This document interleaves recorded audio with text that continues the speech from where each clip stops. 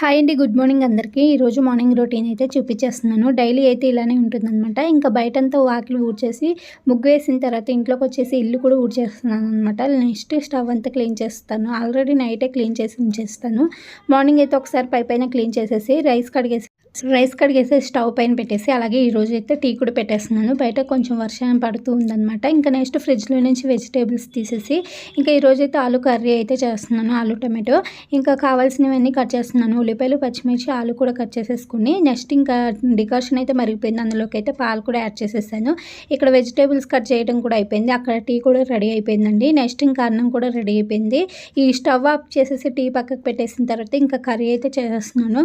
ఫాస్ట్గా అయితే curry ready చేయాలి. అంతలో పిల్లలు అయితే రెడీ అవుతూ ఉన్నారండి. ఇంకా టిఫిన్ కూడా చేయాల్సింది ఉందన్నమాట. ఇంకా అంతలోపు అయితే ఇక్కడ స్నాక్స్ బాక్స్ రెడీ చేస్తున్నాను. నైట్ స్వీట్స్ తెచ్చారు కదా, అవే పెట్టేసాను అనమాట. ఇక్కడ వచ్చేసి ఎగ్ దోశ చేశాను ఈరోజు. లంచ్ బాక్స్ కూడా